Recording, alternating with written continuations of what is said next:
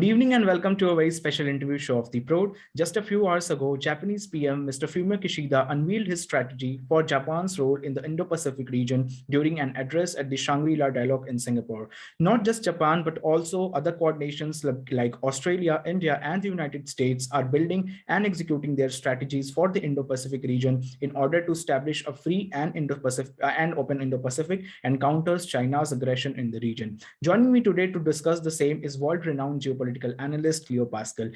Cleo is a non-resident senior fellow at the FDD focusing on the Indo-Pacific region. She works with the government, the defense community, and others in order to better understand, explain, anticipate, and resolve today's complex challenges. She has briefed various government departments of the United States, United Kingdom, the European Union, India, and many others. She has also lectured at the U.S. Army War College, Center for Homeland Defense and Security, Inter-American Defense Board, the Royal College of Defense Studies, the National Defense College, and others. She is widely published and a regular media commentator, and she is regularly interviewed by top US and international media outlets, including the John Batchelor Show. Thank you so much, ma'am, for your time and a very warm welcome to the show.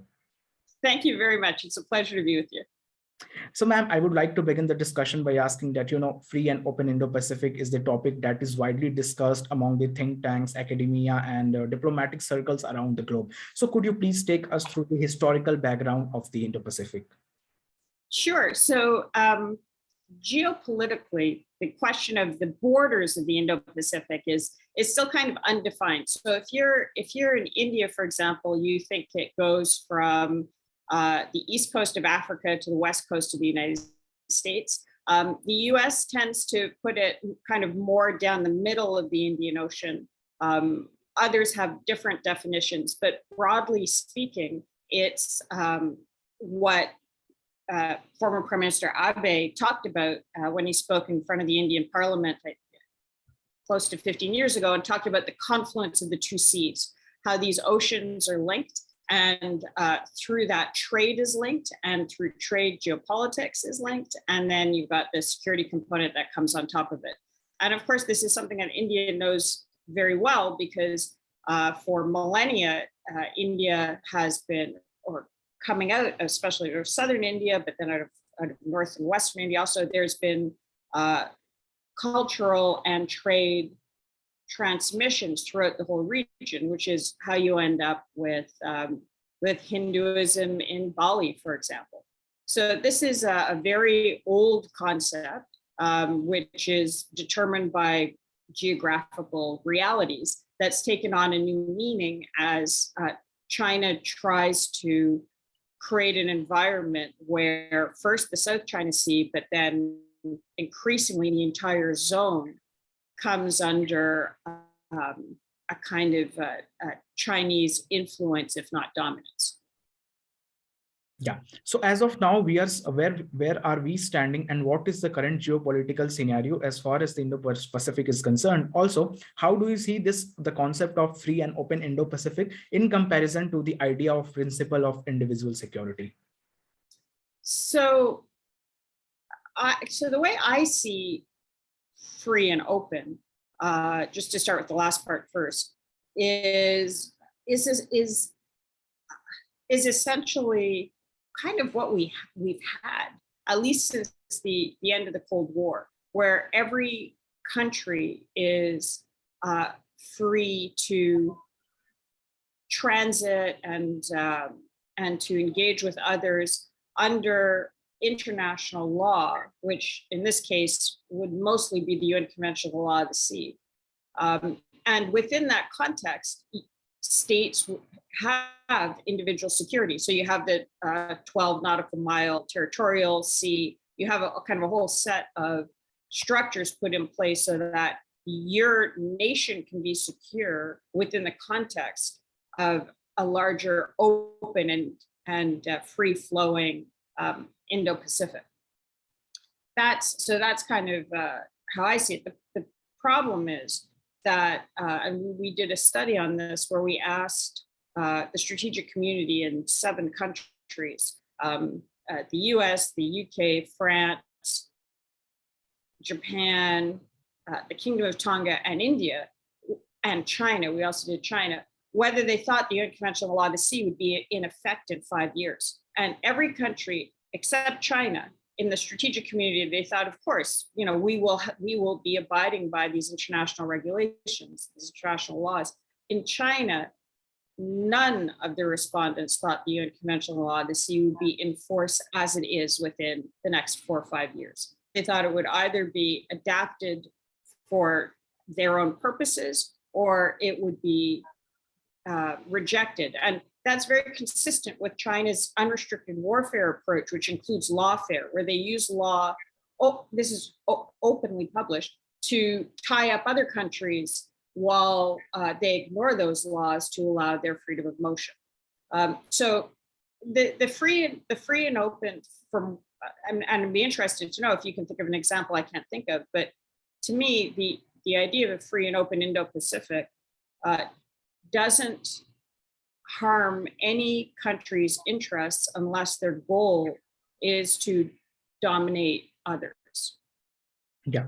So, ma'am, it's not that the Indo-Pacific appeared geographically just a few years ago. Of course, the area exists since the existence of the Earth. So what made the world so excited about this particular area at this point of time? And where do you see the United States' role in this whole thing?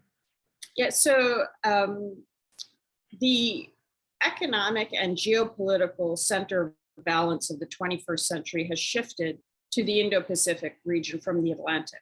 So in the 20th century, the major economies were kind of more ringing the Atlantic, and now they're around the Indo-Pacific. So if you look at the large countries with growing economies, and, obviously India and China, Japan, but also countries like Indonesia, you see a zone that where the growth and dynamism is coming from.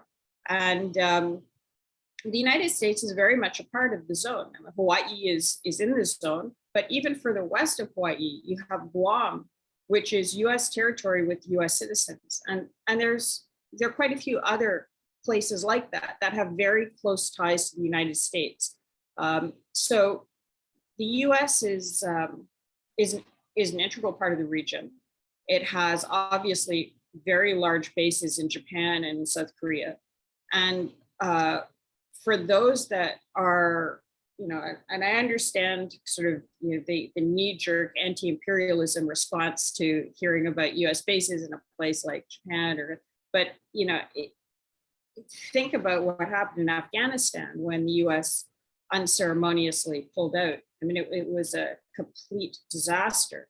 And similarly, think of what would actually happen if suddenly there was no US in the Indo-Pacific. If there was no US base in Japan or in South Korea, or Guam didn't exist and everything got pulled, all the American assets and interests got pulled back to Hawaii, that would, if you can imagine how quickly the PLA would just move straight out across the region, then down, and then through up and up into the Indian Ocean. It's not a desirable situation. You would like the US to be able to go home. They would like to, their soldiers, would like to be able to be with their families on the mainland. But currently, the language, just today, you're talking about the Shangri-La dialogue, the Chinese defense minister was saying, if Taiwan goes independent, this will be war. Well, Taiwan is a democratic country of 24, 25 million people who have been ruling themselves quite well. In fact, their standard of living is much higher than on the Chinese mainland for a long time. And you have a totalitarian government that is threatening it essentially with annihilation if it wants to pursue its self-determination. So, while I would, it would be better if there didn't have to be US bases. And in fact, if the Quad was more involved and, you had much more burden sharing across the region, given the nature of the language coming out of China right now, would argue, and I'm happy to learn otherwise, but I would argue it's definitely a very good thing that the US is in the region in the way that it is. Yeah. So what you talked about Quad. So what is your analysis of the Quad and how much potential does the Quad have in order to counter China's aggression in the region? So the Quad is interesting. It's still in formation. So the full name is Quadrilateral Security Dialogue. So the word security is in there. Now, I think that, again, given the nature of the way Chinese expands, which is typically initially through its economy, and then the economic engagement leads to political influence, which then leads to an incorporation into a larger security dynamic based out of Beijing. The word security in the Quad has, I think quite rightly, been viewed as a human security, as a kind of larger definition of security, which is why you saw the vaccine initiative, for example, coming out very early on. And in that context, the Quad has, the Quad members they're all very different. But India is kind of is sort of the important one, because India is the one country that can compete with China at an economic level and offer non-Western style economies the sort of options that they need. So if you're sitting in the Solomon Islands, for example, and what you want is for your kids to be able to get an education, and you want affordable healthcare, and you want a little bar of soap so that you can wash yourself before school. Those are all things India knows how to deliver at an affordable cost, at a good quality, in environments that are non-Western environments. So more of the economic engagement that India is very good at doing domestically, and we've seen it successfully push back in places like the Maldives against this kind of Chinese political warfare, and trying to in Sri Lanka, could help give a lot of countries across the region sort of economic options that would allow them to be part of a free and open Indo-Pacific and grow on their own terms as independent countries within that context. Yeah. So you talked about Solomon Islands. So how do you see the recent developments coming out of the islands? So the Solomon Islands, for people who don't know them, they're a country of about 650,000 people, maybe. A whole set of islands, several hundred islands, off the northeast coast of Australia. They are in a strategic location. This was the location of some of the most brutal fighting during the Pacific theater during World War II. In fact, we're coming up on the 80th anniversary of the 6-month-long battle on the main island of the Solomon Islands. That was just brutal, and it was very important for the Americans and allies, including Solomon Islanders, to be able to liberate themselves from the Japanese, because from the Solomons you can sort of create this band that interdicts Australia and New Zealand, and cut up what we would now call the Quad, and defend what was Japan, but now would be China. And so the Solomon Islands recognized Taiwan.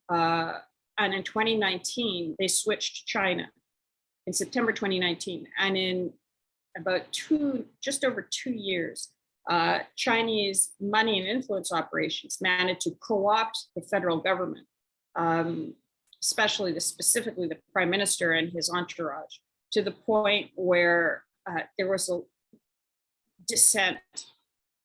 They took existing fault lines and exacerbated them and created domestic problems, which created the justification for first the Australians going in, but then the Chinese going in. So now you have Chinese police advisors, and of course, Chinese police are nothing like a police in a democracy. They're the security apparatus of the state.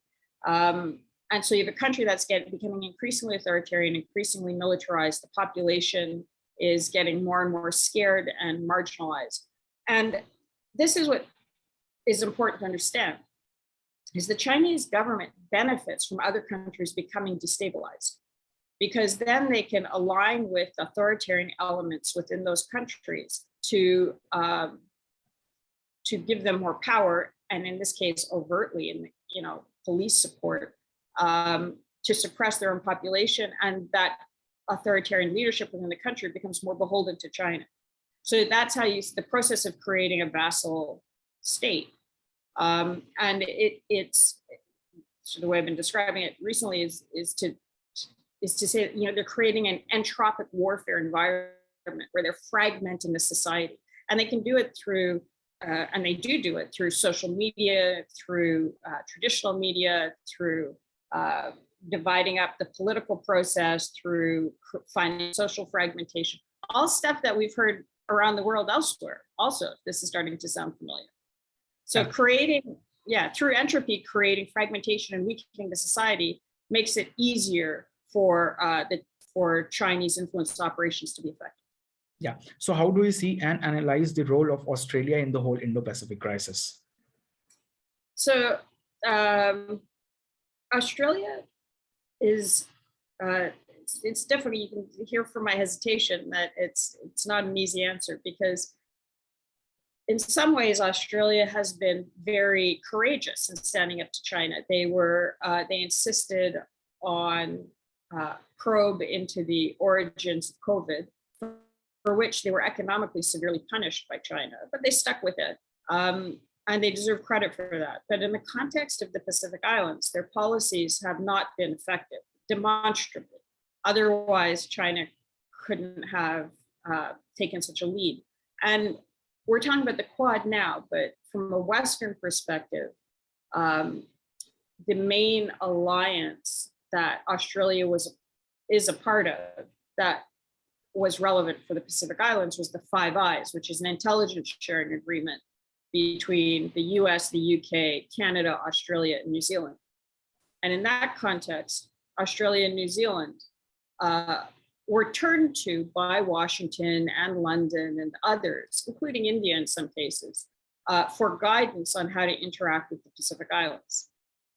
And clearly, their guidance has not been effective. And so what you're seeing now is a lot of other countries coming in and saying, okay, time for us to step up. So Japan will be opening new embassies and consulates around the region. The UK already has. India is trying to engage, but India's High Commissioner to the Solomon Islands, who is also accredited to Papua New Guinea, which is where he's based, hasn't even been let into the Solomon Islands yet. Because of what we talked about before, because the Chinese proxies know how effective India can be, so they don't want India on the ground, represented on the ground. Yeah. So yeah. No, continue. Oh yeah. No, well, so I think Australia needs to realize that there are other countries like India that can give the people of the region effective alternatives to China that can really make a difference, and not to feel threatened by it, and play well with others, and in some cases get out of the way and let others take the lead if they can do a better job. Yeah. So how do you see the new Indo-Pacific Partnership for Maritime Domain Awareness, and do you think that this particular idea has a potential?